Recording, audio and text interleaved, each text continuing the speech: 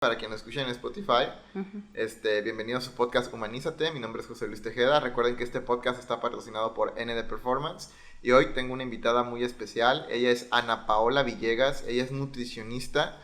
De hecho, Ana Paola, me estaba acordando, fíjate, Ana Paola fue encargada del departamento de nutrición en el hospital privado más grande de Mazatlán. De hecho, cuando yo todavía estaba haciendo mi servicio social, tú ya estabas encargada en el área de nutrición. También recuerdo que trabajaste con Delfos. No, yo trabajaba particularmente en el Centro Municipal de las Artes, que es con el área de ballet, aunque trabajo también con los músicos, bailarines ocasionalmente de folclore o de contemporáneo, pero normalmente el enfoque que siempre he tenido, porque tú sabes que yo toda mi vida he estado enfocada en la disciplina de lo que es el ballet clásico, sí. Y por ende eso fue lo que me llevó de cierta medida a estudiar nutrición. Y trabajamos todavía ahí en la escuela municipal exclusivamente, bueno, principalmente más bien con los bailarines, pero también con otras personas que estén interesadas en mejorar su rendimiento físico y obviamente su estado nutricional, llámense oficinistas, llámense músicos, de teatro, etcétera. Qué interesante. Fíjate, ¿a los cuántos años te graduaste de nutrición? Uy, ya fue hace rato, porque ¿qué tendría? Deberían de ser como unos 23 años más o menos. Estoy tratando de sacar la cuenta porque pues obviamente estudié en Guadalajara. Cuando llegué a la carrera tenía 18 años, entonces son 4 años, 18, 19, 20, 21, y luego te echas un año de servicio completito, entonces sería 22, de hecho serían a los 22 años, y ya de ahí migro de nueva cuenta aquí a Mazatlán, y empiezo a trabajar. Empiezo primero a la escuela municipal, luego hago mis primeras incursiones en lo que es la consulta privada, yo creo que como todos, ¿no? Uh-huh. Y posteriormente me dediqué también a la docencia, estuve dando clases, principalmente de lo que era nutrición clínica u otras materias relacionadas con la nutrición. ¿Dónde diste clases? Di clases en el ITESUS, que daba clases para fisioterapia. Curiosamente, sí, ellos llevaban la materia de nutrición. Y la UNEA también di clases. Para los que nos están viendo en YouTube, vean a Ana Paola. La voy a poner en la toma, en postproducción. Sí. Sáquenle cuentas, o sea, ya dijo que tiene 20 y tantos años ejerciendo. Es una persona que, desde que la conozco, hace mucho ejercicio. De hecho, recuerdo que eras de las intensitas de la clase. No, y acuérdate que el Sergio me decía la intensa. Ahí viene la intensa, o sea, porque nunca he sido de las personas que siempre ha tratado de hacer las cosas al máximo. O sea, siempre tratar de explotar el máximo de capacidades. O sea, tanto en las cuestiones físicas, retarme cada vez más. Yo era una persona que no hacía gimnasio, o sea, la realidad de las cosas es que era una persona que estaba enfocada más bien a otro tipo de entrenamientos, hacía ballet, corría, y de repente un evento me lleva al gimnasio y empiezo a hacer pesas, empiezo a hacer el programa, obviamente, lo que era el body pump, el body attack, o sea, todo ese tipo de cosas, el jump también, incluso el TRX, o sea, yo andaba en todo, ¿no? Y ya después de eso he ido variando mi tipo de actividades y he tratado de irlas combinando dependiendo, yo pienso, principalmente en la etapa de la vida en la que yo me encuentre, y también, o sea, tú sabes que con mayor edad o con mayor trabajo, menos tiempo. Entonces, a veces siempre, como le digo a mis pacientes, hay que tratar de introducir el ejercicio en algún momento. O sea, yo no soy de las personas que dice, es que en la mañana es el momento óptimo para hacer ejercicio. Es cuando tú puedas. Es cuando tú puedas. El momento es óptimo cuando tú tengas esos 20 minutos, esos 30 minutos. No hay rutina corta, o sea, no hay rutina, o sea, que no sea necesaria. Entonces, si tú tienes 20 minutos, 15 minutos en tu día, inclusive 10, aunque sea para estirarte, para tomarte esos 10 minutos en la mañana, de estirarte, o en la noche, o a mediodía, que yo lo he hecho, llegar después de trabajar y decir, tengo media hora antes de irme al otro trabajo corriendo, y voy a hacer 10 minutos de estiramiento y luego 10 minutos como y me voy. porque esos 10 minutos son para mí. O sea, no es solamente el beneficio físico, es el beneficio mental, ese que te da. De hecho, ya se está estudiando el efecto de rutinas de 7 minutos en poblaciones sedentarias. Quiero Excelente. subrayar, sedentarias. O sea, Ujú. obviamente si ponemos 7 minutos a entrenar a Michael Phelps, pues no, No ¿verdad? no le rinden No de le- nada, o sea. pero un sujeto que es oficinista, como bien lo comentabas, si lo pones 7 minutos a entrenar, se han visto una mejora relevante en sus biomarcadores, sobre todo a nivel cardíaco y a nivel de, ¿cómo se llama esto? A nivel de musculatura. De musculatura, debe de ser, porque incluso el hecho de que tú tengas un paciente geriátrico que sea activo físicamente, no Quiso decir un paciente anciano. anciano, ajá, un paciente anciano, un paciente de la tercera edad, que tú tengas, que veas que se mueve, que o sea, que puede hacer, que puede barrer, que puede trapear, que puede hacer ese tipo de actividades físicas, nos habla de que esa persona tiene una menor pérdida de masa muscular, menor sarcopenia, y también a su vez nos tiene indicado que tiene mayor independencia, movilidad y coordinación. Eso quiere decir que esa persona toda la vida de cierta forma ha sido activa, quizás no específicamente de decir de que es que hice deporte, o No, sea, no es championship del gimnasio. exacto, no trae su estrellita o su medallita colgada, ¿no? Pero es una persona que todo este tiempo ha estado tratando de mantenerse, o sea, lo más móvil posible, lo más independiente posible, y eso sí nos da una relevancia a tener una buena vejez. Claro, de hecho, tengo por ahí otro estudio donde se ve el corte transversal del muslo de un adulto triatleta de 70 años y de un adulto triatleta de 30 y tantos años. Ajá.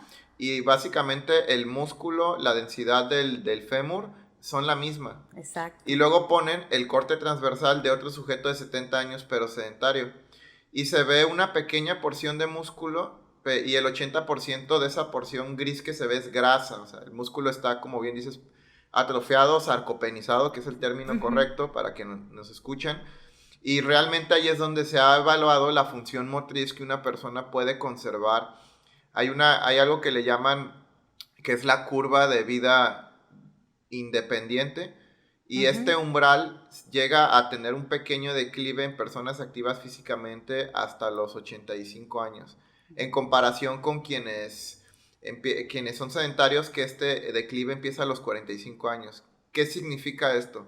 Que una persona de 85 años puede sentirse igual que una persona de 45 años. Es por decir que los 80 serían los nuevos 40, ¿no? Por decirlo. De hecho, ya ves que vas diciendo, es que los 20 son, los 30 son los nuevos 20, ajá, y así la vas sumando, ¿no? Entonces, pero ahí sí nos habla exactamente de eso, ¿no? Soy independiente, puedo hacer todas mis cosas sin necesitar de otra persona, además de que tengo menos riesgos a sufrir accidentes, porque algo que tienen los pacientes de la tercera edad o pacientes que ya sean de 70, de 80 años, es que sufren mucho riesgo de caídas por la falta de la coordinación que se da normalmente. O sea, nosotros, como tú lo mencionaste, vamos teniendo un declive.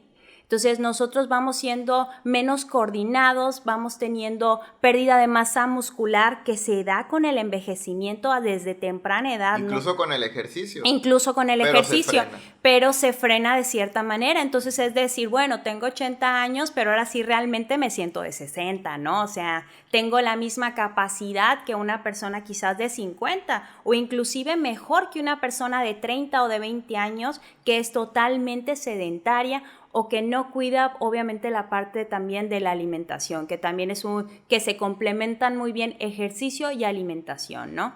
Claro, al final los nutrientes que obtenemos de una dieta saludable son como esos pequeños ladrillos que contribuyen en los mecanismos de acción que se llevan a cabo en nuestro organismo. Exacto, es tu superhéroe junto con tu ayudante, o sea, es tu Batman con tu Robin, o sea, ellos se van a complementar de alguna forma u otra, ¿no? O sea, y de esa manera se potencializa el efecto. Así es. Ahorita me llamó mucho la atención algo que comentabas de más edad, menos tiempo.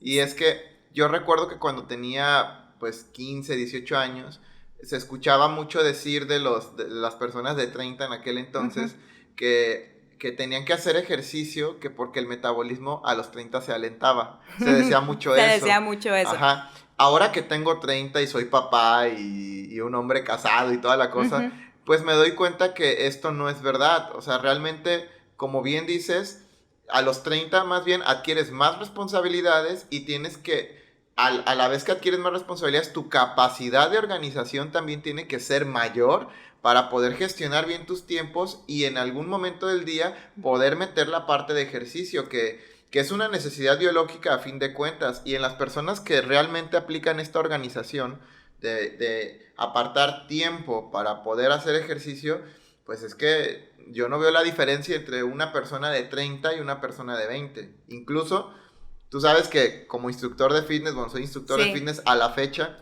y tengo chavitos de 20, que a veces me jalo porque los veo que se están quedando muy sedentarios y les tengo la confianza de decirles, ten, ahí está tu barra, órale, a entrenar. Y los meto a las clases casi. Ya, sí, por los pelos, como dicen, por ahí de la oreja. Exactamente. De jalón de oreja. Y como los conozco de toda la vida, me hacen caso y luego cuando estamos tomando las clases digo, ¿qué hubo? Yo ya soy papá, tengo 30, ¿qué pasó pues? Y me los traigo a pan y agua, como dicen por ahí.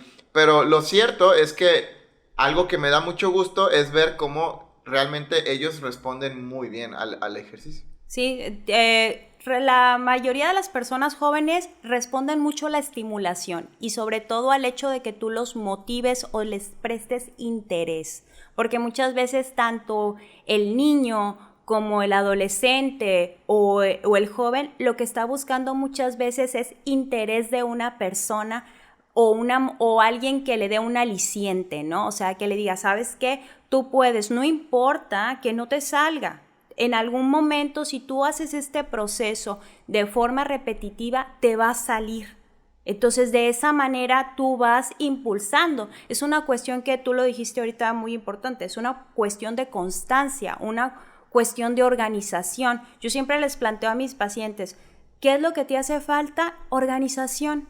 Es básicamente eso, no pensar en que te tienes que quitar 1001 calorías, o sea, no se trata de quitar calorías, no tienes que correr maratones, o sea, no tienes que ser triatleta, o sea, tienes que organizarte, tienes que empezar a decir, bueno, si yo no me puedo cocinar en la mañana, me tengo que cocinar en la noche.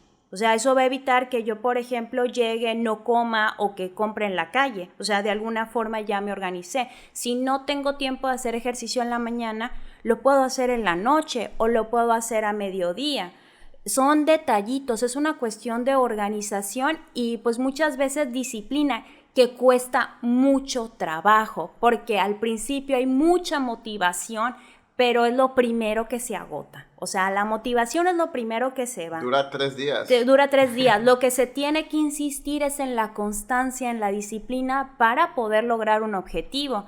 Y obviamente, retomando el punto de donde tú vienes, de que tú te jalas a un muchacho para que pueda hacer ejercicio, o a un alumno, o a un niño, o a un adolescente, tú lo que quieres es generar primero esa motivación, ¿no? Sembrar esa semilla de esto es el ejercicio, esto es lo que te hace sentir, esto es una buena alimentación, esto es lo que te hace sentir. Y entonces al tú sembrar esa semilla con esa motivación, tú la vas regando y esa es tu constancia, esa es tu disciplina hasta que tú logras tener tu arbolito, que es obviamente tu objetivo logrado, ¿no? Claro. Fíjate, ahorita mencionaste algo muy importante y creo que es importante recalcarlo. Muchas veces creemos, porque sí es verdad, cuando empezamos a hacer una acción nueva en nuestras vidas, nos sentimos esa motivación de pensarnos o de visualizarnos con los resultados que esa acción va a conllevar. Sin embargo, muchas veces nos confundimos porque creemos que con toda esa motivación vamos a obtener resultados. Y lo cierto es que cuando ya empiezas a obtener tus primeros resultados es cuando te empiezas a motivar. Entonces, creo que primero hay que trabajar a ir por los resultados y después de los resultados sentir esa motivación. Creo que ese es el camino correcto. Hay un dicho que he escuchado últimamente en redes sociales, que solo una de las cosas que dicen no es tan cierta. O sea, porque por allí dice que un hábito se hace en 21 días y hemos visto que no, que realmente no es tan cierto. Pero igual me gusta. Dice que en 3 días obtienes motivación. Ujú. En 3 semanas obtienes un hábito. Exacto. En 3 meses empiezas a ver tus primeros resultados. Y en 3 años empiezas a lograr tus objetivos. Exacto. Y la verdad es que así funciona, porque al final es, cuando tú vas a hacer ejercicio, y yo creo que es algo que a veces siento que lo digo en chino o en otro idioma, Ujú. es disfrutar el aquí y el ahora, o sea, disfrutar el proceso, disfrutar cada momento, o sea, hoy me toca 1 hora de entrenamiento y la voy a disfrutar, mañana me toca 1 hora de entrenamiento y la voy a disfrutar, y todos los días, bueno, todos los días es hoy, vaya, Ujú. vivir el hoy todos los días. Al final, cuando tú caminas, digamos, en un desierto y llevas caminando 1 hora y volteas para atrás, ves todas las huellas que has dejado y Ujú. todo lo que has caminado en el transcurso de 1 hora y ni cuenta te diste. Y si sumado a eso vas platicando con una persona, pues con mayor razón. ¿Por qué? Porque se está disfrutando el momento presente. Con el ejercicio pasa igual. Cuando tú disfrutas de tu actividad física y la pasas bien, ya sea en un salón de fitness grupal o estás en el gimnasio, en la sala de pesas, no sé, a lo mejor escuchando un podcast mientras entrenas, algo que puedas disfrutar, van a pasar los días, los meses, los años, y de pronto vas a ver una foto de cuando empezaste y como estás ahorita y vas a decir, canijo, no, pues sí hay resultados y te vas a sentir motivado porque por supuesto que quien empieza a accionar todos los días obtiene resultados. Y creo que el principal objetivo siempre debe de ser nuestra salud. Porque un cuerpo que está bien por dentro se empieza a notar por fuera. Yo, mucho de los errores que veo que cometen los jóvenes, ya hablo como si estuviera en grande, y que yo también cometí en su momento, o sea, levanto la mano, no estoy libre de pecado, es que vas al gimnasio porque ves la imagen de un artista, por ejemplo, que está súper increíblemente fuerte y quieres verte como él. Qué padre que ese sea la puerta de entrada, pero en el camino vas dándote cuenta que tu cuerpo va cambiando de manera positiva, te vas sintiendo mejor, cómo subes las escaleras, no te cansas, de pronto puedes columpiarte agarrándote con una mano de los aros, o sea, puedes hacer muchas cosas que antes no hacías y dices, wow, ¿en serio mi cuerpo puede hacer esto? O sea, el descubrir tu cuerpo y las capacidades que tiene a nivel motriz, creo que es la parte más romántica del ejercicio, claro, en lo que a mí respecta. No, sí, tienes toda la razón en ese aspecto y por ahí yo te pudiera contar, por ejemplo, mi anécdota o mi vida personal dentro de todo esto de las cuestiones del ejercicio y de la nutrición. O sea, yo llego a estudiar ballet cuando tengo 7 años, ¿no? Y desde a los 8 años mis maestros mis maestros siguen siendo cubanos. Entonces yo siempre bromeo con ellos y a lo mejor se ríen y a lo mejor suena un poquito fuerte, pero yo digo que yo soy hija de la escuela comunista, ¿no? O sea, me tenían la disciplina al 100 y, o sea, bien rígidos y cierto tipo de físico y te estoy hablando en los 90, ¿no? Claro. Entonces, llego yo y yo soy una niña con un problema de sobrepeso, soy una niña con un problema de obesidad infantil, quizás no tan severa, pero sí un grado de obesidad rellenita. Entonces a mí me dice el maestro, ¿sabes qué? No vas a bailar, o sea, porque estás pasada de peso. Tenía 9 años, no vas a bailar porque estás gordita, así me dijeron, gorda más bien, esa fue la palabra, pero porque antes se hablaba sin menos tapujos, ¿no? Tú sabes, las cosas políticamente correctas no existían tanto como ahora, ¿no? Entonces, se me dijo eso y entonces mi mamá me dice, bueno, Ana, ¿tú quieres hacer esto? Bueno, Paola, ¿tú quieres hacer esto? Sí, yo quiero hacer esto, entonces tú te tienes que poner a dieta.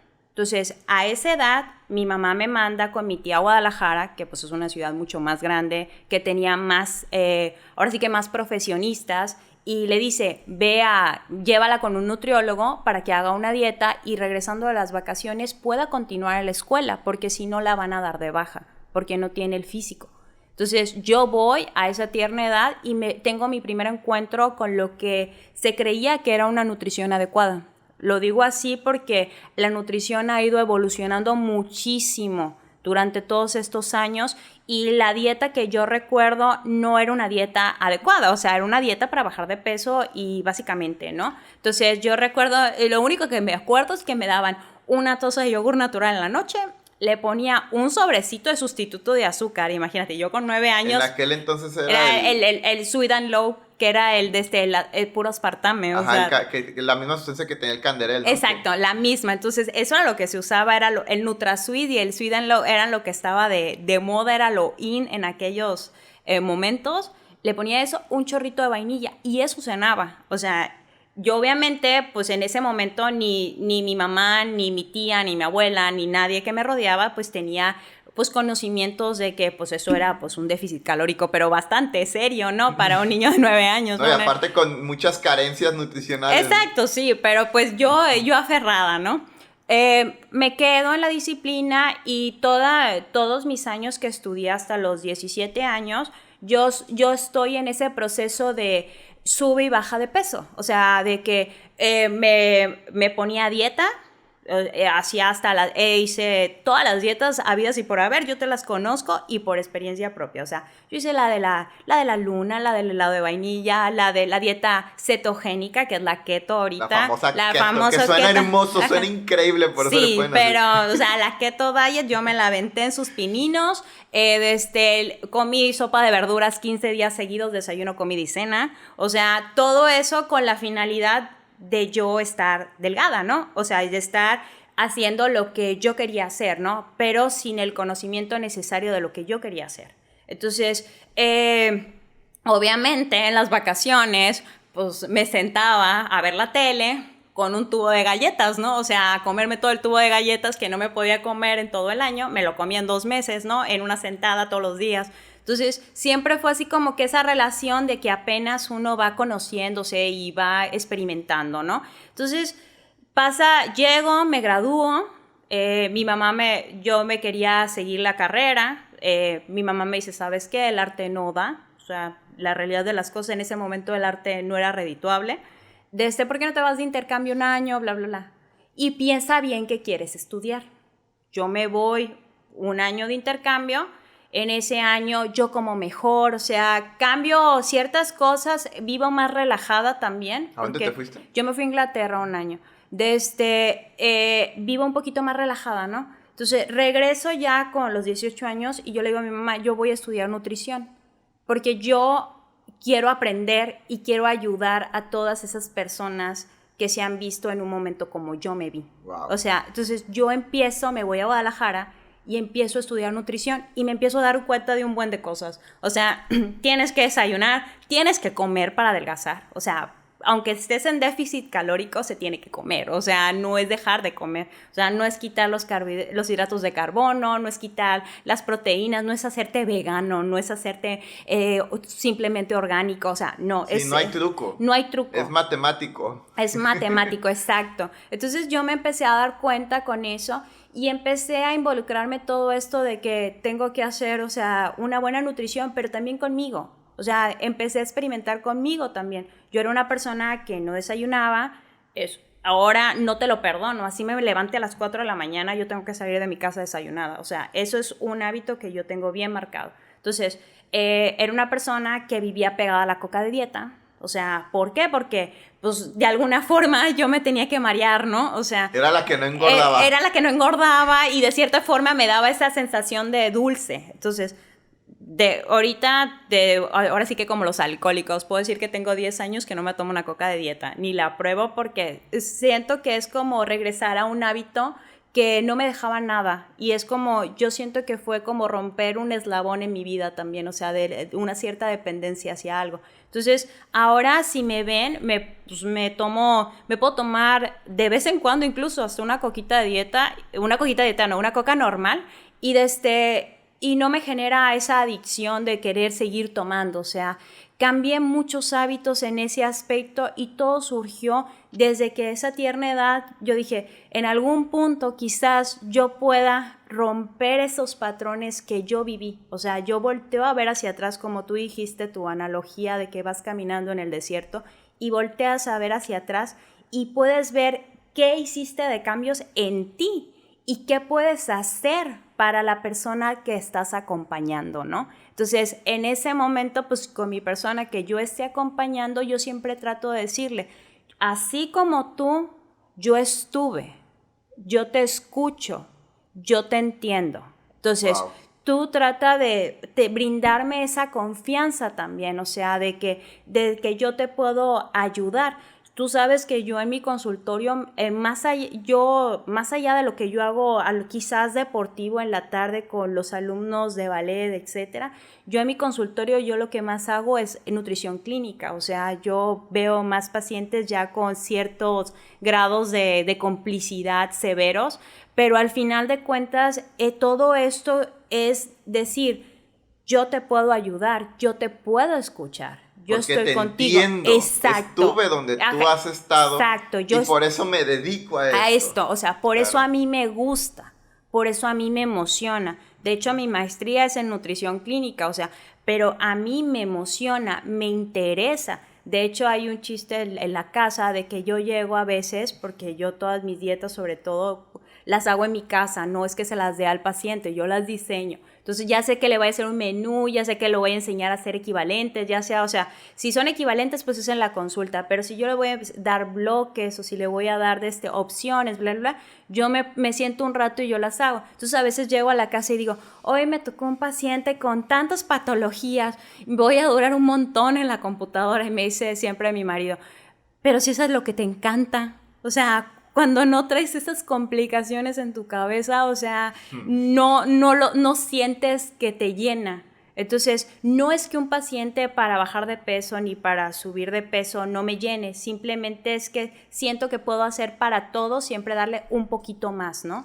O sea, brindarles algo más. Básicamente te gusta desenrollar nudos. Sí, me gusta en general, pues ¿Sabes? volvemos a lo mismo, el apodo que me ponían, la intensa, Claro. O sea, entre más difícil, entre más intenso el asunto, allá voy yo, o sea, veo cómo puedo ayudar, o sea, me gusta a veces desafiarme, porque al final del día eso también te hace estudiar. Eso también te hace buscar, no conformarte, o sea, no ir con la corriente, porque quizás pudiera yo haber sido un profesionista más que se dedique a dar algún medicamento o a hacer una dieta de moda, que yo siempre les digo, no es que esté 100% mal, pero tiene que entender que no es la panacea. O sea, de ahí no va a salir la panacea, de ahí no va a salir los resultados.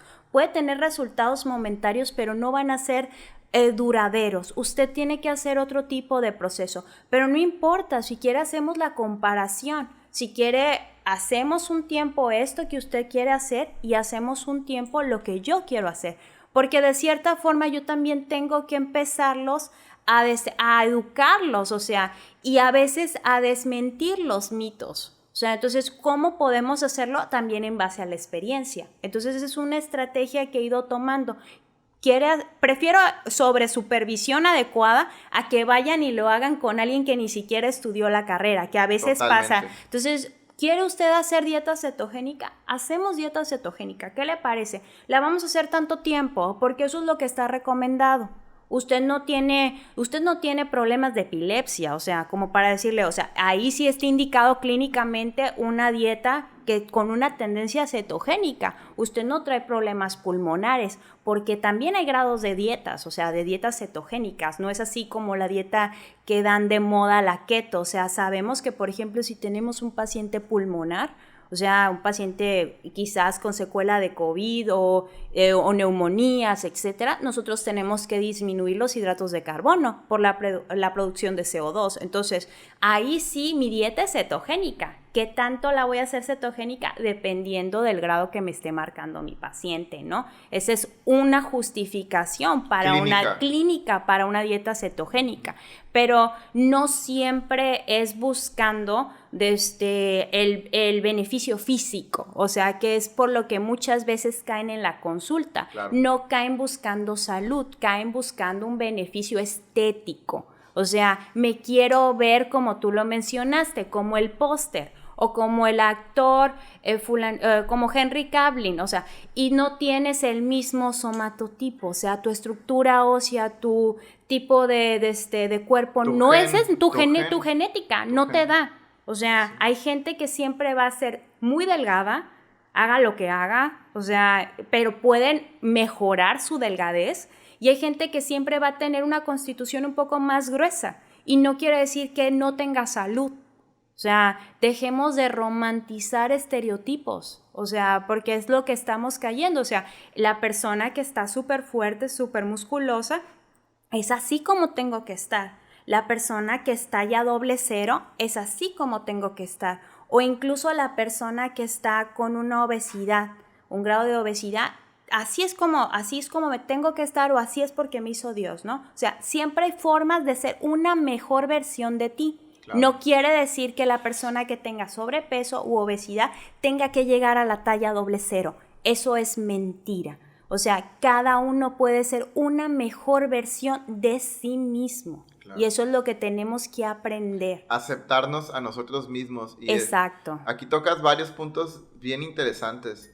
Me gustaría empezar por este de romantizar estereotipos, porque realmente, y hoy en día con el boom de las redes sociales, me parece que esto se ha agravado todavía muchísimo más. Sí. O sea, antes veías el póster o veías al artista o a la actriz en Hollywood, pero ahora ves un montón de gente que a veces, incluso la foto que se llegan a tomar muchas veces está retocada o muchas veces real, pero ¿de quién es la foto?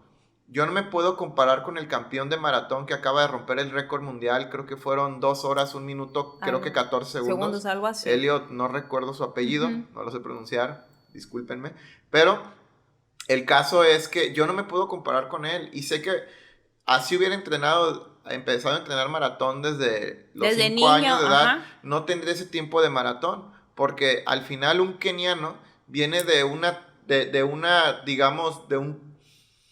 una raza que ha evolucionado a través de muchas generaciones para correr, a través de muchos polimorfismos, muchas mutaciones genéticas buenas que ellos han obtenido para adaptarse a ese entorno en el que ellos viven, donde recorren grandes distancias trotando, y no es meramente que Elliot, además de que es un atleta muy comprometido y por supuesto que eso le suma puntos, es un atleta que tiene un factor genético que también contribuye a que tenga esos tiempos brutales en un maratón. Claro. Entonces, si me estoy comparando con él y quiero entrenar como él entrena, pues mi nivel de expectativa es demasiado alta. Y por lo tanto, mi nivel de caída va a ser igual de alta y mi nivel de frustración va a ser exactamente igual. Así. Entonces, creo que romantizar estereotipos no va al caso. Hay que aceptar nuestra realidad. A veces podemos tener una mejora significativa y vernos increíbles, pero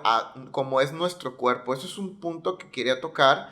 Y el otro, mencionabas que tu enfoque siempre ha sido la parte clínica, 100%. Sin embargo, trabajas con atletas también. Sí. Y algo que me llama mucho la atención, y la verdad me encanta escucharte hablar como nutricionista clínico, teniendo en cuenta los beneficios que el ejercicio aportan a la salud. Me encanta, porque ahora que soy profesor en la universidad, tengo alumnos que romantizan mucho el nutricionista clínico. ¿Sí? Sí, muchas veces, lo romantizan, no sé cómo expresarlo, pero sí es, casi todo mundo ahorita en la actualidad quisiera ser nutricionista clínico, ¿no? O sea, es una de las áreas que todo mundo dice, bueno, voy a hacer una maestría que sea clínica, muchas veces, o piensan qué es lo que sigue, o sea, igual a deportiva, o sea, yo creo que son las dos ramas donde casi siempre uno puede discrepar, ¿no? O sea, me voy o a lo que es la clínica, o me voy a lo que es la deportiva, ¿no? Pero es también bien importante darse cuenta que si bien la nutrición clínica es significativa, lo que deberíamos de estar haciendo es nutrición preventiva. Exactamente, y es lo que siempre les comento. El nutriólogo clínico tiene que tener las capacidades de que si, por ejemplo, hay un paciente con una insuficiencia renal grado 2, y indagar en los motivos por los cuales llegó a ese punto y hacer recomendaciones muy específicas acerca de los beneficios de la actividad física. Pero como dicen por allí, las palabras ayudan, pero el ejemplo arrastra. Entonces, cuando tú llegas como nutricionista clínico y estás atendiendo a un paciente con esas características que llegó hasta allí por un tema, pues, de malos hábitos, y le enseñas que podría mejorar mucho su situación, pero además te ven bien porque estás bien, creo que ahí es donde entra la parte interesante de la nutrición clínica. No en tanto porque siento que lo romantizan mucho en, me voy a poner una bata blanca, voy a entrar al hospital, sí, voy a lo mejor hacer un cateterismo. Siento que lo romantizan mucho por allí en la parte del tratamiento, pero no en la parte preventiva o en la parte de contención, que para mí es la parte más importante de la nutrición clínica, la parte de contención. O sea, tú lo que quieres hacer es que tu paciente, ahorita que lo mencionas, que tiene una insuficiencia renal tipo 2, no llegue a una etapa 5. Exacto. O sea, tú debes de frenar eso. Y por ende, ahí tú todavía estás haciendo de cierta forma prevención, porque tu paciente con etapa 1, con etapa 2, es un paciente que su riñón le funciona. O sea, tú puedes seguir dando de cierta forma una dieta sin muchas restricciones. O sea, que va de una dieta libre de potasio a una dieta restringida en potasio totalmente. O sea, que es básicamente quitar todas las verduras y todas las frutas de tu dieta, más aparte una proteína casi nula. Entonces es la peor, o sea, yo siento que es la peor dieta que tú le puedes dar a un paciente, es el paciente nefrótico, o sea, el paciente renal, perdón, al final. O sea, esa es la peor dieta para mí. Pero es esto, hay que hacer prevención. La medicina, la nutrición deberían de ser preventivas, no correctivas. En el caso particular de lo que es la nutrición clínica, nosotros hacemos mucha correctiva, o sea, mucha nutrición correctiva, porque al final de cuentas tu paciente ya llega con un grado. Entonces, por ejemplo, en mi caso, que me puede llegar un paciente con diabetes. Entonces, ¿qué voy a hacer? Pues voy a hacer prevención para que ese paciente no llegue a tener una retinopatía, no llegue a tener una insuficiencia renal que pueda caer incluso a hemodiálisis, ¿no? Entonces, con ese paciente que no debió de haber llegado a diabetes, o sea, que ese es el primer paso, quizás lo podemos ver de esta manera más ejemplificado. Tú tienes un paciente con obesidad, te va a llegar a la consulta. Tú ya le vas a empezar a ver quizás signos clínicos o estudios laboratoriales donde ya tienes ciertos marcadores, ¿no? O sea, de decir, ¿sabes qué? Ya trae un poco de resistencia a la insulina, ya trae un poco de acantosis, no solo en cuello, también la trae en codo o verruguitas. Acantosis son las manchitas negras que salen en el cuello para quienes nos están escuchando. Entonces, ese tipo de cosas tú vas detectando, ¿no? Entonces tú dices, este paciente todavía no está diabético, pero quizás si sigue con este ritmo de vida, si no hacemos un cambio preventivo en este momento, ya va en unos 10 años, unos 5 años, o depende de las situaciones o de su vida o de su entorno en particular, ya va a tener diabetes. Y de ahí ya tenemos que, de nueva cuenta, volvemos a hacer la pregunta, o sea, tenemos que frenar con ese paciente que ya es diabético lo que hace la enfermedad crónico-degenerativa, ¿no? Porque es una enfermedad que tú puedes tener en remisión, tú la puedes tener controlada, dormida, pero es una enfermedad que con el tiempo va causando estragos de forma lenta y progresiva. Entonces, tú ya tienes que hacer otro enfoque ahí. Entonces, tú deberías de hacer prevención, no corrección, porque a lo mejor ese niño o esa paciente que tenía obesidad, tú en la escuela o tú cuando era un poco más infante o en la adolescencia, tú pudiste hacer la prevención que ahora estás haciendo o la corrección que ahora estás haciendo, ¿no? Entonces, sí tienes que empezar a ver esa parte de que toda la nutrición en cualquier rubro o en cualquier área que tú la desarrolles es importante. Puede ser dentro de un aula, puede ser en un consultorio, puede ser en un hospital, en un centro de salud. El chiste es que tú tienes que brindar educación, claro, al final del día. Y ahorita que tocaste el punto de las personas con diabetes, también para ver que la diabetes no es el final del camino. Exacto. O sea, no es el final, porque la salud de una persona con diabetes puede mejorar de manera brutal. Notoriamente. Incluso, tuve el caso de un paciente con diabetes que antes de ser diagnosticado tenía un grado de obesidad, era una persona sedentaria, era una persona que tenía malos hábitos de alimentación. Cuando lo diagnosticaron con diabetes, empezó a hacer ejercicio, perdió unos 15 kilos de peso, o sea, llegó a estar en un peso saludable, mejoró sus hábitos de alimentación, mejoró su tono muscular, mejoró su función motriz. Claro. Todo mejoró. Al final controló su diabetes porque aprendió a vivir con diabetes. Recuerdo que al paso de unos 12 meses fue al consultorio conmigo. En ese entonces yo estaba en una institución de gobierno y me dijo: José Luis, vengo a decirte que me siento mejor que nunca. Y que lo mejor que me pudo haber pasado en mi vida es que me hayan diagnosticado diabetes, porque de lo contrario jamás hubiera hecho nada por mí. Y ahora me siento mejor que antes, estoy mejor que antes. Mis niveles de glucosa no rebasan los 110, 115. Entonces fue como algo increíble escucharlo de una persona que vive con diabetes, que me lo dijera de esa manera. Porque muchas personas a veces desconocen tanto la enfermedad que cuando las llegan a diagnosticar con diabetes creen que es el final. No, y existe el caso de que les da depresión, o sea, depresión, ansiedad, y de todas formas me voy a morir. O sea, ya tengo una sentencia, lo ven como una sentencia de muerte a largo plazo, ¿no? Sí. Entonces, en lugar de esforzarse por hacer algún cambio, hacen todo lo contrario, ¿no? Entonces, qué maravilloso que tu paciente te haya podido decir esas cosas, porque sí es bien importante. Y como profesionista de la salud, como yo les digo en la consulta, el éxito no está en que tú vengas conmigo muchas veces. El éxito está en que tú no vuelvas, en que tú me recomiendes. Ahí está la clave. ¿Por qué? Porque eso habla de que yo hice algo por ti. Claro. O sea, de que cumplimos un proceso, tú cambiaste algo en tu vida y de cierta forma ese impacto, o sea, ya no hace que vuelvas como el yo-yo, ¿no? O sea, por periodos. Y al final de cuentas, eso a tu vez tú me puedes recomendar. O sea, tú mándame gente. O sea, no seas, o sea, por tu experiencia personal. Y quería hacer un paréntesis porque es importante mencionar también que la diabetes no solamente es nuestro paciente obeso, ¿no? Que a veces tenemos pacientes muy delgados con problemas de resistencia a la insulina. Yo voy a hablar particularmente de un caso que tengo ahorita. Es de una niña de 11 años, delgadita, o sea, 50 kilos, pero parece ser que ella trae alguna alteración genética y anda buscando el endocrinólogo, ¿no? Más que nada, qué es lo que trae, porque era muy delgada y traía una resistencia a la insulina.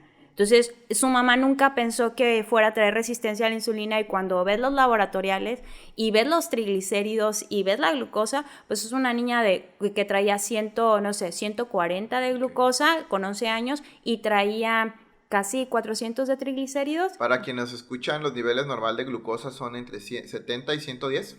100. A mí me gusta manejarlo en 100. 70, de 70 y ella a está 100. En 140. Ajá, tenía 140, ya ahorita ya está normal. También de triglicéridos ya está normal. ¿Cuántos son los rangos normales de triglicéridos? Hasta 150. Hasta 150 y ya trae 400. Okay. Entonces ya es algo elevado, y muchas veces cuando vemos triglicéridos muy elevados pueden ser, por ejemplo, problemas de resistencia a la insulina, tienen que ver mucho con la glucosa también. Entonces puede ser un paciente diabético, o podemos sospechar incluso de una pancreatitis. Entonces, estuvimos viendo esta parte muy interesante, porque pues traía acantosis, o sea, traía signos ya clínicos a esa tierna edad, y era una niña que tú veías y a lo mejor su mamá, desde su familia, la veía pues delgada, y nosotros asociamos la delgadez muchas veces a salud. Sí, y no es así. Entonces también quería poner esa pausa por si ustedes están teniendo lo que son la polidipsia, la poliuria, la polifagia, o sea, que viene siendo a veces teórica, o sea, de mucha sed, mucha hambre, y muchas misiones, o sea, orinar mucho por las noches, puede que traigan algún problema de resistencia a la insulina, o puede ser incluso que ya tengan un grado de diabetes. También, por ejemplo, en este caso, como ella estaba muy delgada, y también se asocia la pérdida de peso también con una diabetes o una resistencia a la insulina mal controlada, ahora que empezó a comer y que empezó a mejorar sus niveles, etcétera, subió un poquito de peso, y su mamá me preguntaba, ¿pero por qué subió de peso? O sea, porque normalmente asociamos que tiene que bajar de peso, o sea, o que se tiene que mantener.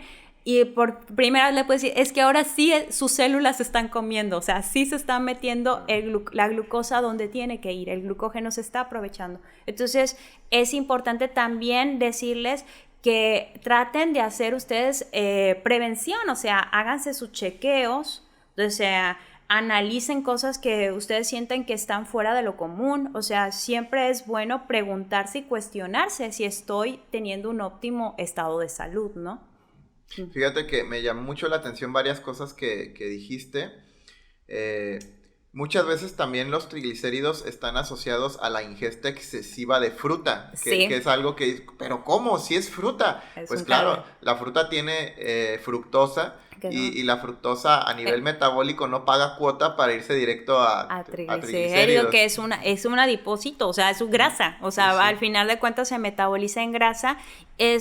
Obviamente eso es otra de las cosas que uno romantiza, ¿no? O sea, si yo como mucha fruta, estoy bien, o sea, o si yo ceno fruta o desayuno fruta, o sea, voy a adelgazar, o sea, y eso también tiene un impacto clínico, porque recordemos que las frutas son hidratos de carbono simples con fibra. O sea, pero son simples, no son complejos, o sea, tienen una carga de glucosa y como tú lo dijiste, o sea, un exceso de azúcares va directo a convertirse en triglicérido y el triglicérido es una grasa y el triglicérido causa un cierto daño, etcétera, y se va haciendo ahora sí que la bolita de nieve, ¿no? Así es. Y de ahí viene todo lo demás, ¿no? Resistencia a la insulina, síndrome metabólico, etc. Pero algo también que me dio mucho la atención que comentaste de la delgadez, ¿no? Muchas veces se romantiza la delgadez. Por ejemplo, recuerdo que hace 10 años, ahorita ya no me ha pasado, pero hace 10 años yo pues, a todo el mundo le invitaba a hacer ejercicio. O sea, era mi función como instructor de fitness. Y les decía, vénganse a hacer ejercicio. Y muchas veces había personas que se ofendían porque relacionaban directamente el hacer ejercicio con alguien que si lo haces es porque estás gordo. Sí. Ajá. Y también llegué a escuchar el comentario que, oye, vente a hacer ejercicio, te va a hacer bien. Oye, pero si yo estoy delgada, ¿por qué voy a hacer ejercicio si estoy delgada? Vale, pero es que no es lo mismo, o sea, puedes estar delgada, pero no significa que estés sana. De hecho, ahorita toda la evidencia científica apunta, bueno, no apunta, concluye, porque ya esto ya es conclusión. Y la conclusión es que cualquier persona sedentaria no es sana. Exacto. Tú puedes hacerte laboratorios y triglicéridos bien, colesterol bien, azúcar bien, todo bien, pero si no es ejercicio, no estás sana. ¿Por qué? Porque los músculos también tienen funciones endócrinas. Exacto. Y es un órgano endocrino altamente activo, interleucina 6, interleucina 9, que tienen que ver directamente con procesos que se llevan a cabo en tu cuerpo. Últimamente he estado leyendo mucho un colega en España que se llama Marcos Vázquez, que él habla mucho del paleolítico. Él además relaciona mucho la nutrición con la parte de la biología. Y la verdad es que me hace estallar la cabeza porque dentro del contexto paleolítico, pues veamos al humano cazador. Exacto. El humano cazador era un gimnasta. O sea, tenía su lanza, hacía lanzamientos de lanza, nadaba para cruzar ríos, corría para cazar presas, caminaba, pasaba periodos prolongados de ayuno en busca de comida. Por eso el cuerpo se hizo tan eficiente para usar la energía que obtenía, porque antes no ibas al supermercado y ya está, no, antes estabas en medio del monte y tenías que buscar un árbol que tuviera un fruto, quién sabe a cuántos kilómetros de distancia, con hambre, pasando hambre mientras encontrabas, o una presa. Imagínate lo demandante energéticamente que era cazar una presa. Y por eso ahora tenemos el gen del almacenamiento. Correcto. Por eso. Antes, o sea, ahorita abres la despensa, pones la carne en el sartén y ya está. Antes no. Antes cazabas la presa, si tenías suerte, cazabas la presa. Era despellejarla. Y era un proceso, ya te estabas muriendo de hambre cuando tenías la presa muerta y todavía el proceso de... Sí, de hacer las cosas.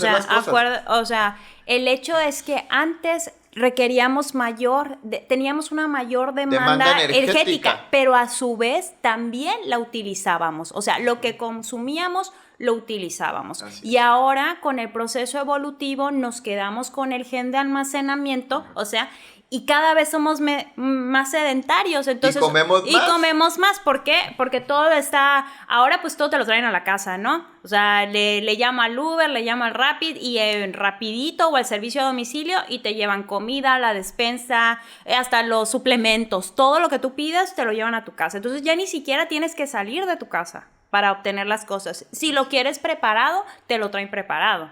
Entonces ya no más falta que literal, me encanta, el doctor Velasco tenía una comparativa muy bonita. Él es internista y a él lo admiro mucho porque es un señor que siempre corre, o sea, es una persona que al igual que yo siempre se ha tenido un momento para hacer ejercicio. Él siempre, me tocaba verlos a veces a las 2 de la tarde corriendo por el malecón, o sea, porque era como internista, era la única hora que podía ir. O sea, y era consciente. Y era consciente, ¿sí? O sea, era consciente, pero él decía que en algún punto de la humanidad va a acabar como en la película de Wall-E. O sea, a este paso ya ves que eran gorditos y que todos, las máquinas, todos se los daban. En la boca. En la boca. Entonces, que nosotros pintábamos que rápidamente, o sea, íbamos a llegar a ese punto como los muñequitos de Wall-E. O sea, porque cada vez estamos más sedentarios, cada vez nos llegan las cosas casi en la mano, casi en la boca. Claro. Entonces, menos actividad física, mayor ingesta, o sea, la nutrición y todo es muy... Por eso la pérdida de peso es tan fácil, o sea, lo pones en la balanza, ¿no? Déficit calórico, no se ha podido comprobar que eso no funciona, ¿no? O sea, déficit calórico y actividad física que contribuyen, ¿no? Entonces, obviamente te mueves poco, comes mucho, vas a subir de peso, o sea, vas a almacenar. Sí, y eso viene desde la prehistoria, o sea, lo venimos cargando y vamos evolucionando y hemos evolucionado obviamente cerebralmente, o sea, mentalmente, brutalmente, pero hemos ido perdiendo nuestras capacidades físicas en el desarrollo de nuestra vía intelectual muchas veces, en el hecho de facilitarnos la vida. Entonces, de ahora, lo que era usual antes, o sea, el caminar, el andar en bicicleta, el correr o el moverte para hacer las cosas, ahora es algo extraordinario. Ahora tienes que ir al gimnasio, tienes que pagar, ahora te tienes que hacer un momento del día para hacer esa actividad física. Y fíjate, me gusta mucho como lo planteas, que mayor intelecto, menor ejercicio, o sea, eso es lo que se pasa, ¿no? Pero no, realmente, hoy en día sabemos que el ejercicio contribuye al desempeño académico. Exacto, o sea... Entonces, ahí está una evidencia muy fuerte de lo importante que es el ejercicio. Solamente en Mazatlán ya hay empresas que han hecho inversiones millonarias ya en gimnasios. Uh-huh. ¿Por qué? Porque han visto lo rentable que es. O sea, tú le dices a lo mejor al CEO de una empresa, oye, necesitas un gimnasio, necesitas regaderas y casilleros para que tus trabajadores hagan ejercicio, y a lo mejor todavía puede existir aquel director general que diga, oye, pero ¿para qué? ¿Para qué si es un gasto millonario? Pero vas a ver el retorno de inversión. O sea, ahorita ya lo están haciendo porque al final el motor de una empresa es su gente. Es su gente. Y si la gente está bien, la gente es más productiva, es más feliz, hay un mejor clima laboral y la empresa funciona increíblemente bien. Es que es una excelente estrategia. O sea, el decir, ¿sabes qué? No tengo ni que irme de la empresa. O sea, aquí voy a bajar. Tengo todo. Aquí bajo, hago el ejercicio. Me faltaba terminar 2 proyectos. Voy, hago el ejercicio, me subo a terminar uno. Hasta más concentrado, porque a veces es tanta la carga laboral que estás tan estresado que ya ni siquiera puedes escribir en la computadora porque ya estás quemado. Exacto. Te bajas, haces un poquito de ejercicio, terminas, te metes a la regadera. O sea, porque las cosas hay que hacerlas bien, no a medias. Exacto. O sea, no vas, si pones un gimnasio se ponen regaderas, punto, no hay otra. Te bañas, llegas fresco a tu oficina. Y no, hombre, otro rollo, o sea, o sea, escribir, a producir, uh-huh. Así es. Sí, o sea, sería ideal, ¿no? Y de cierta forma sería muy redituable, muy rentable para las empresas tener, ahora sí que su personal, como tú lo mencionas, o sea, tratando de rendir al máximo, no se van a ir de la empresa, de cierta forma los tienes ahí, o sea, de decir, bueno, pues ya terminé, ¿sabes qué? Me subo y le sigo avanzando, ¿no? Y la otra cuestión también es que sí le tienen que invertir a la prevención, volvemos a lo mismo, a la prevención de que tu gente esté bien saludable, o sea, porque después vas a empezar a tener ausentismos, después vas a tener bajas, después... O presentismo, que exacto, es ir sintiéndote de la patada. Exacto, y no van a rendir, o sea... Y de cierta forma, o incluso situaciones muchísimo más feas donde puedes tener desde algún accidente porque la persona se desmayó o tuvo un evento ahí o incluso una muerte o sea, dentro o fuera de la empresa, y te deja un vacío, ¿no? Una vacante o otro tipo de cosas que no debería ser lo primordial, pero si lo analizas fríamente como empresa, si tú tienes gente que está bien saludablemente, o sea, y feliz, o porque el ejercicio te da felicidad, la buena alimentación te da felicidad, pues tienes personas que rinden. Claro. Y eso se puede cuantificar, o sea, porque al principio la propuesta puede sonar muy cualitativa, pero realmente lo puedes cuantificar, o sea, puedes poner métricas de productividad que midan el rendimiento en personas que sí son activas físicamente, tan sencillo como hacer una encuesta con las personas que a lo mejor antes de implementar el proyecto, que ya hacen ejercicio, y medir la productividad o compararla entre grupos de personas activas físicamente contra personas que son sedentarias y ver quién es más productivo, y ahí vas a tener los resultados. No, pues sabes que este grupo resulta que sí es más productivo, pues vale la pena promover el ejercicio para que la mayoría de los empleados hagan actividad física. Y como lo comentabas bien desde un principio, no tienes que ser el campeón de fitness, el que se para de manos, el que hace más motion laps, el que hace mejor el snap. No es necesario. O sea, una dosis óptima. Dicen que el mejor ejercicio es aquel que se adapta a ti y se aplica en su dosis óptima. Exacto. Entonces, una dosis óptima. ¿Cuál es la recomendación del Colegio Americano del Deporte? 300 minutos de actividad física a la semana y 2 sesiones de fuerza. Sin más. No tienen que ser 300 minutos cuando vas empezando. Pueden ser menos y ponerse una meta a mediano plazo para poder llegar a cubrir esas mínimas de actividad física. Y se puede hacer de 1000 maneras. O sea, no tiene que ser a fuerzas de lunes a sábado. No. Se puede hacer de 1000 maneras para que se puedan cumplir los objetivos. Y fíjate que me ha pasado a mí, o sea, y me pasó esta semana con un pacientito que le fue muy bien en la consulta, pero le llego y le pregunto, ¿y hiciste ejercicio? Y me dice, sí, pero ya no fui porque me sentí mal, ¿y qué hiciste? Pues me fui a caminar 1 hora 20 minutos. Una persona que no se movía. No, es brutal. Entonces, para una persona que no se movía, se fue a caminar 1 hora. Le dije, mira, no hagas eso. Tú ahorita no puedes correr un maratón. Ahorita tú tienes que aprender a gatear. Entonces, ve 20 minutos y ya después, conforme tu cuerpo te vaya pidiendo, tú vas aumentando de a 5, de a 10 minutos hasta que tú llegues quizás a la hora, ¿no?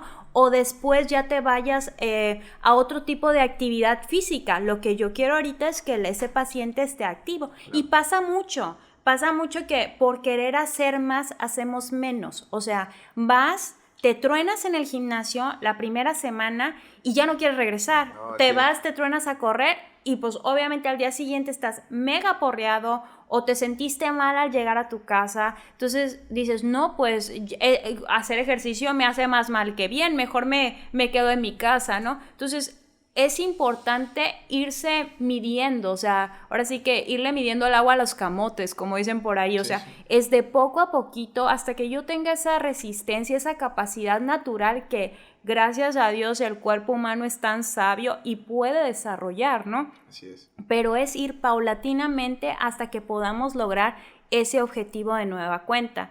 Y también algo que quisiera poner aquí junto con la dieta y el ejercicio, tiene que ir también buenas horas de sueño. Hay que incluir hidratarse correctamente bien, porque el sueño es muy importante. Yo batallo para dormir. Es de las variables más importantes. Pero es una de las variables más importantes, ¿no?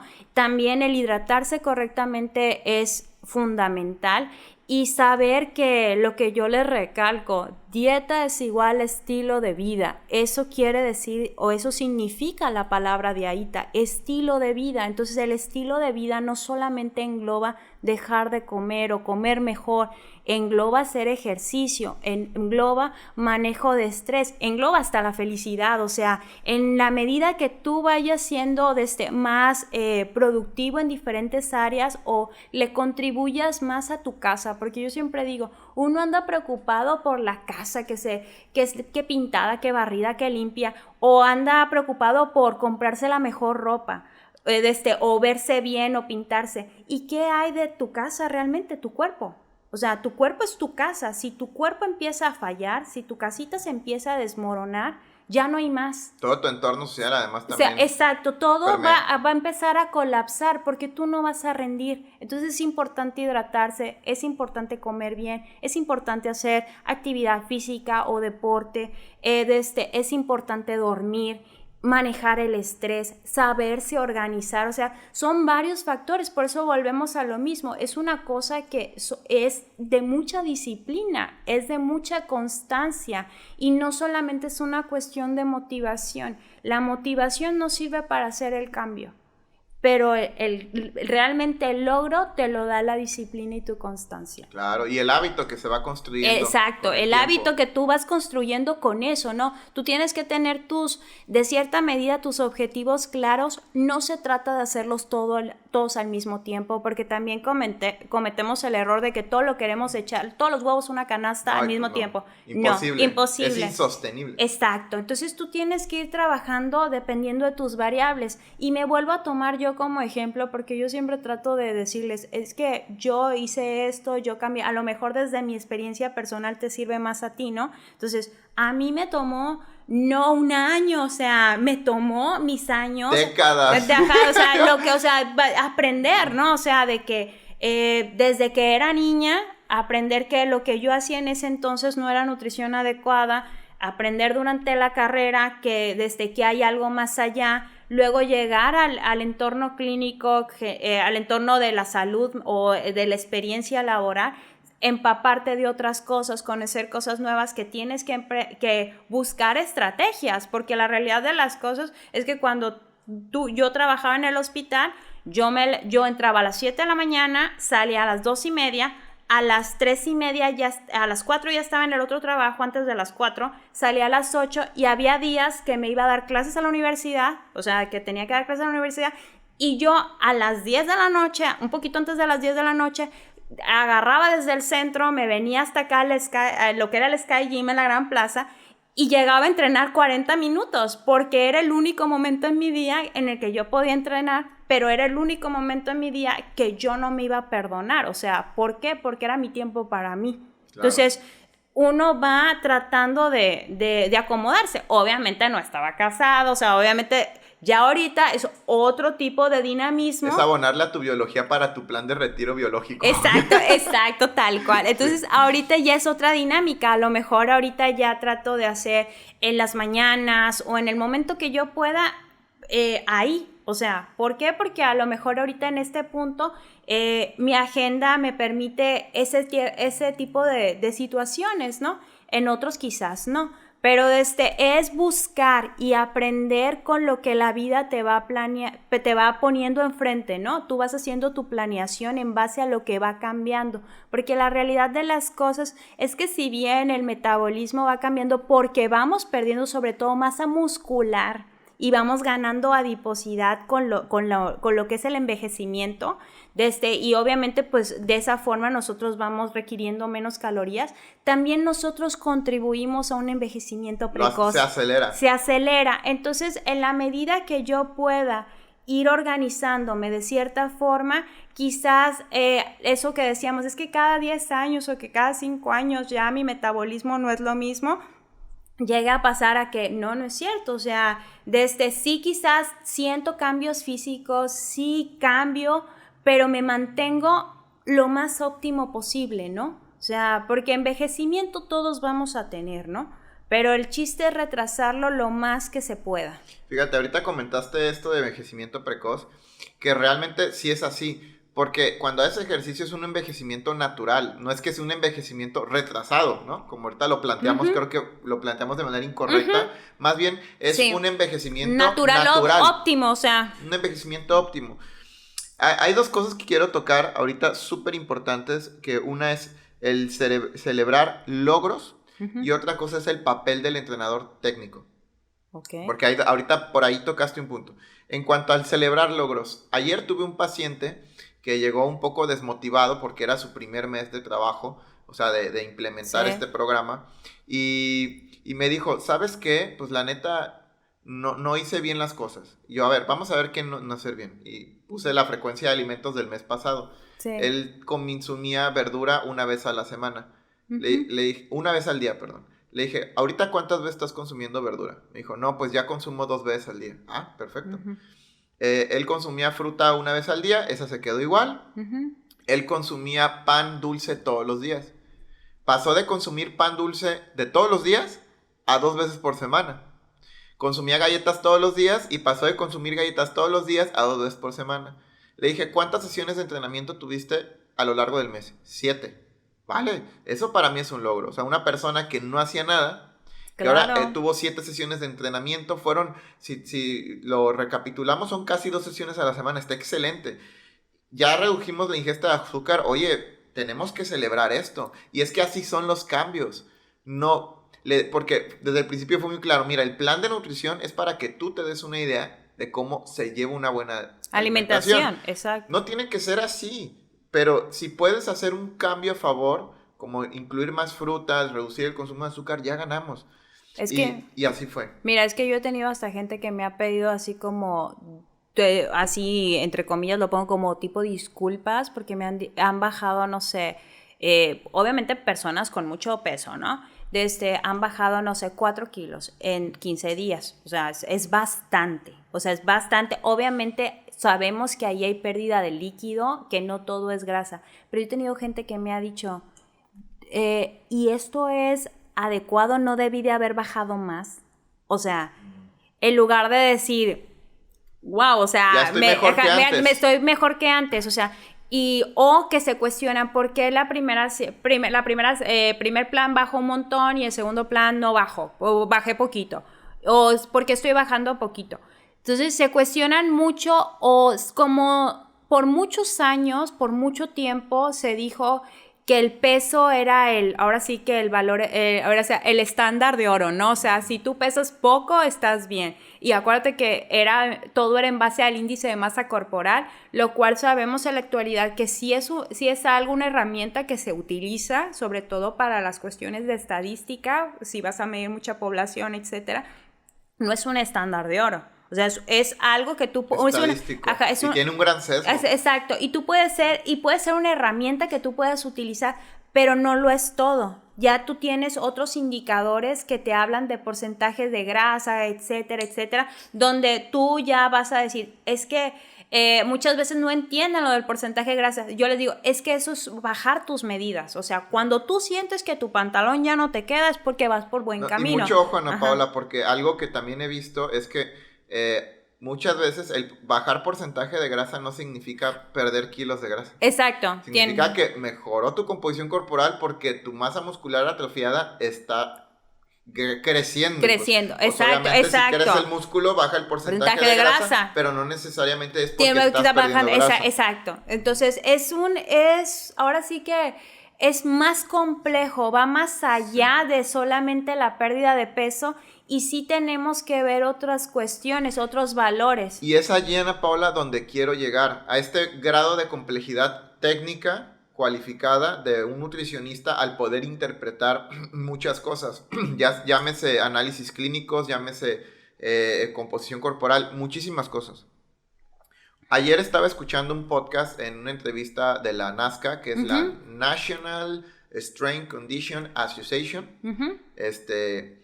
Perdón en inglés, pero es la Asociación Internacional de Fuerza y Acondicionamiento Físico. Okay.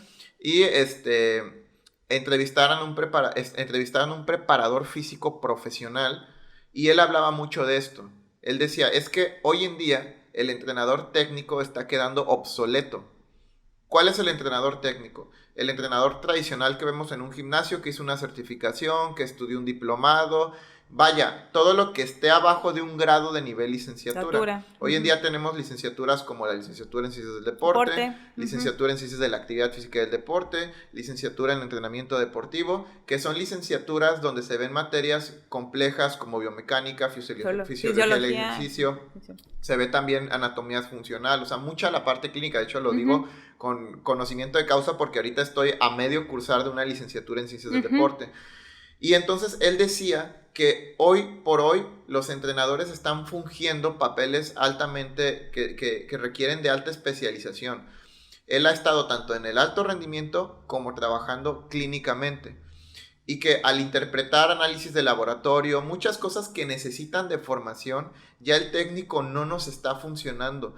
Hoy en día los entrenadores graduados de una universidad, pues la mayoría aspiran a trabajar en alto rendimiento, pero si somos realistas, pocos llegan. ¿Por qué? Porque no porque sean malos entrenadores, sino porque que no hay. No hay alto rendimiento. En alto rendimiento en México no hay. No, y en el mundo. Y en el mundo. Es muy poco, es muy selectivo y y hay un campo chiquitito. ¿Cuánta gente compite en los Olímpicos? Es una población que no representa ni el 0.1%. Exacto. Entonces, ¿qué pasa? Que ahora los entrenadores calificados o altamente calificados están yendo hacia abajo. Están mirando la parte de la salud. ¿Por qué? Porque en los últimos 10 años hemos tenido un boom de expansión científica relacionado al ejercicio con el tema de la salud. Los nutricionistas, por su parte, están recomendando el ejercicio. Pero, ¿qué pasa cuando tienes un paciente complicado o con cierto nivel de complejidad que tiene que hacer ejercicio? Llámese un paciente con diabetes, llámese un paciente con renal, con obesidad, con cierta disfunción motriz o con alguna lesión en la rodilla. Sí. Obviamente el entrenador técnico, el que está específicamente calificado para un solo método de entrenamiento en concreto y que carece de una formación o de un tronco común, pues no está calificado para ver estos grados de complejidad. Y es allí donde quiero hacer un llamado a quien escuche este podcast, que les guste el ejercicio y que les gustaría dedicarse a ser entrenadores, pues que en México, especialmente en México, tiene una gran falta de personal cualificado. O sea, que nos hacen falta entrenadores graduados de una universidad que lleven esa práctica a nivel profesional, no tanto una práctica de, ok, me certifiqué por la Huachuhuachua, o tengo un diplomado de 6 meses. No es suficiente, hace falta una formación seria, porque incluso dentro de las formaciones a nivel licenciatura ya tenemos especialidades en diversas ramas. Está el preparador físico en el área clínica, el preparador físico en alto rendimiento, el preparador físico en distintas ramas. Entonces, creo que hoy por hoy el nutricionista está necesitando entrenadores altamente cualificados de los cuales echar mano.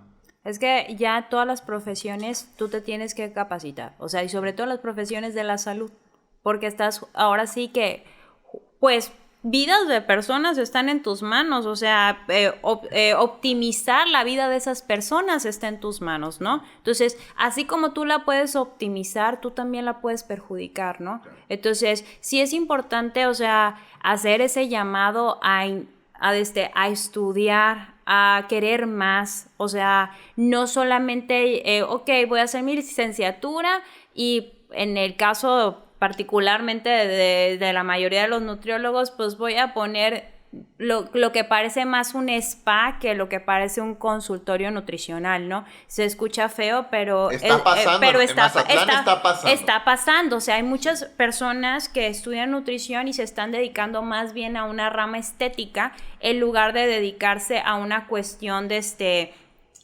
clínica de salud o diferente, o sea, algo que realmente eduque a tu gente, ¿no? Somos educadores, sí. O sea, esa es una parte fundamental, ¿no? Que se ha ido fomentando a través de los años, que empezó como algo, la nutrición empezó como algo que se veía muy por debajo de la medicina y ahorita se está viendo como algo que es equiparable o con más valor que la medicina, o sea, porque nosotros hacemos tanto funciones preventivas como funciones correctivas y es algo que debería de ser relativamente hasta barato, ¿no? A ti te ha tocado vivir ese proceso mejor que nadie porque básicamente eres de las primeras nutriólogas de Mazatlán. ¿Cómo ha sido ese proceso para ti en Mazatlán? O sea, venir desde abajo, donde el nutriólogo se miraba por debajo del hombro. Hoy en día yo siento un cambio diferente en eso. O sea, el nutriólogo se ha ganado el respeto mucho del colectivo médico. No es como antes. Pero... Fíjate, en Guadalajara...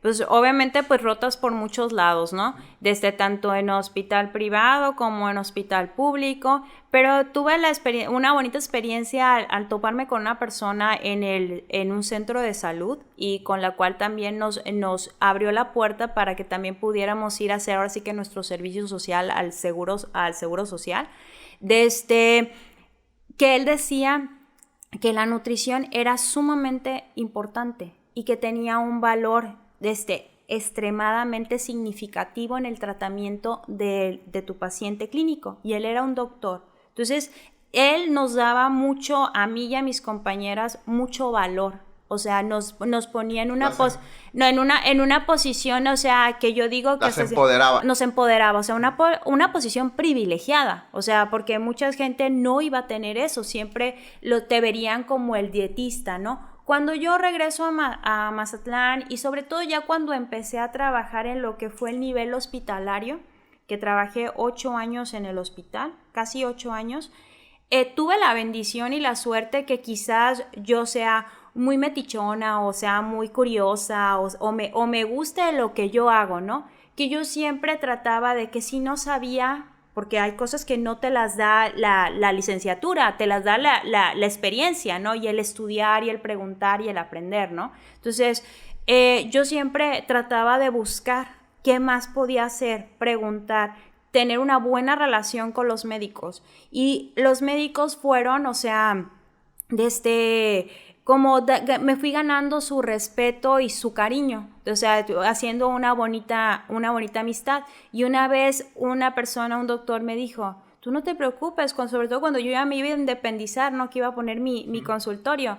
Tú tienes muy buena relación, todos te apreciamos mucho y sabemos como el valor clínico que tú tienes. Entonces no tengas miedo de emprender, no tengas miedo de seguir haciendo algo, ¿no? Entonces fue cuando yo tomo ya bien mi decisión de poner como mi consultorio clínico, que yo seguía consultando dentro del hospital, pero ya independizada y sin depender de lo que era el hospital. Entonces yo me siento bendecida porque si bien de cierta manera uno pica piedra y trata de darle el valor, o sea, de no ser de aquel nutriólogo que te imprime a una hoja y te cobre tu consulta como las similares o peor, o sea, porque eso es tirar o sea, tus años o tus grados de estudio, o sea, simplemente por tener trabajo, ¿no? No le estás dando el valor o el empoderamiento ahora sí que a tu profesión. Y de esa medida, pues tú de cierta forma no solamente te mermas a ti, mermas a todo el gremio, ¿no?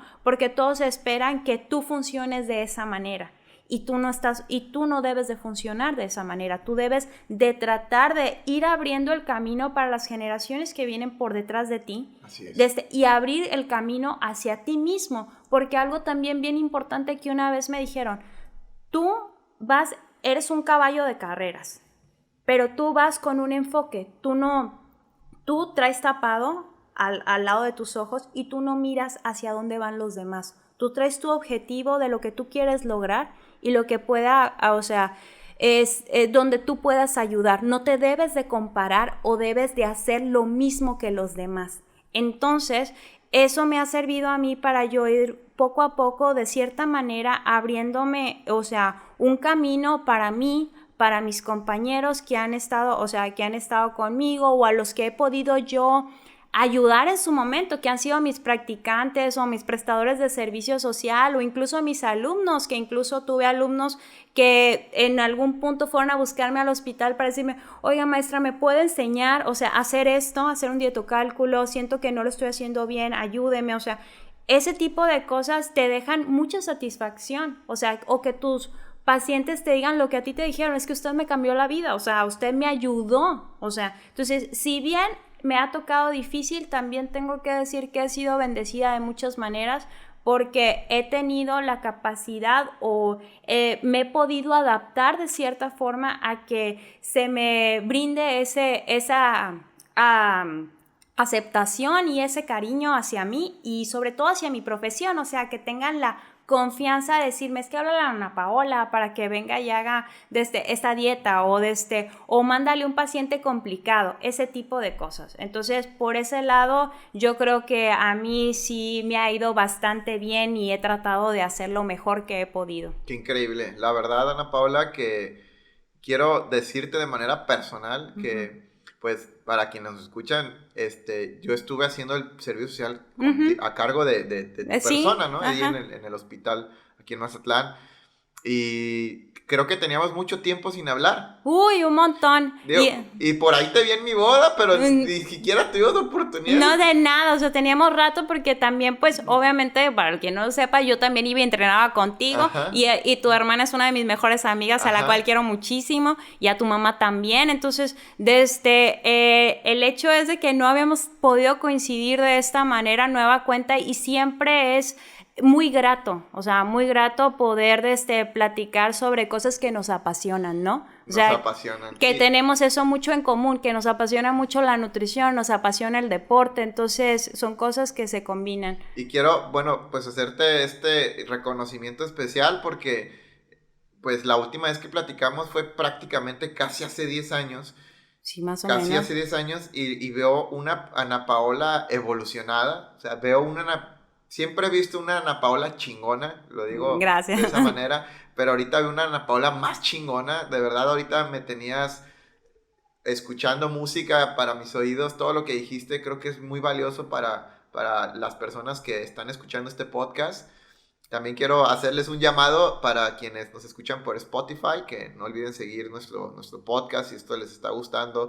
A las personas que nos ven en YouTube también, suscríbanse al canal, de verdad nos están apoyando muchísimo y eso ayuda a que el proyecto siga creciendo. Y pues nada, Ana Paula, yo la verdad estoy preocupado de que se nos acabe la memoria. Ah, ok. No es que quiera cortar el podcast, pero igual se nos está terminando el tiempo y no sé si quieras agregar algo más para... Pues primero que nada, pues muchísimas gracias por la invitación y poder tener esta plática tan enriquecedora, porque yo siempre he dicho que uno se alimenta de lo que otras personas le brindan, ¿no? Entonces, el haber venido contigo y el haberte escuchado y el haber tenido la oportunidad de brindar este servicio, pues ahora sí que a la comunidad, como se dice por ahí, también ha sido un servicio para mí, porque ha sido muy bonito platicar sobre nutrición y ha sido muy enriquecedor también tener tu perspectiva y ver cómo has evolucionado también de aquel muchacho que solamente pensaba que el deporte era lo único, o sea, y ahora desde saber que no solamente es el deporte, el ejercicio, sino también las cuestiones fisiológicas, etcétera, etcétera, ¿no? Yo más que encantada de la vida volver a venir a platicar contigo porque siempre es un deleite cuando tú gustes, o sea, ya sea de algún tema que tú quieras platicar, si quieres platicar de vitaminas o de otro tipo de situaciones que pueden pasar en lo que es la nutrición clínica o en los hospitales o de anécdotas, pero ha sido muy bonito y quiero invitar obviamente a todo tu público a que traten de interesarse, siembren esa semilla, motívense para hacer cambios en su vida, no se van a arrepentir. O sea, no importa cuántas veces se tropiecen, yo siempre digo que es un camino plagado de lágrimas de sangre, pero, o sea, cuando ya empiezas a tocar las mieles del éxito, cuando ya empiezas a ver los cambios, ya estás viviendo el sueño, ¿no? Y es más que nada porque tú y yo sabemos muy bien lo importante que es para el cuerpo, para la salud y el bienestar que genera. O sea, sabemos que genera bienestar y no desde nuestra experiencia, por lo que dicen los estudios científicos y realmente queremos, ahora sí que como profesionales de la salud estamos comprometidos a que todas las personas puedan gozar del bienestar. Exacto. Que es tener buenos hábitos en la vida. Sí, tener ese impacto, ¿no? Ese impacto significativo no solo en uno mismo, sino en la sociedad, que te rodea, ¿no? En la medida que nosotros, ahora sí que dicen, hacemos el bien, lo recibimos, ¿no? Entonces, una manera para nosotros de retribuir algo a la sociedad o de aportar algo más allá es brindarle nuestro conocimiento tanto en el área de la nutrición como en el área deportiva. Entonces, pues básicamente sería eso, o sea, invitarlos a que se motiven, invitarlos a que no importa cuántas veces fracasen, es cuestión de seguir por el camino, seguir intentándolo. Bueno, pues Ana Paola, muchas gracias por darte el tiempo de estar aquí. Agendamos casi con un mes de antelación. La anticipación. Y pues nada, esto fue su podcast Humanízate. Recuerden suscribirse a nuestro canal de YouTube, seguirnos en Spotify o en la plataforma que nos estén escuchando. Si nos están escuchando en iVoox para la gente de España, pues un caluroso saludo desde México. Y nos vemos en el siguiente episodio. Gracias. Increíble, Ana Paula, increíble estuvo este podcast. ¿Sí te gustó? De mis favoritos, yo creo.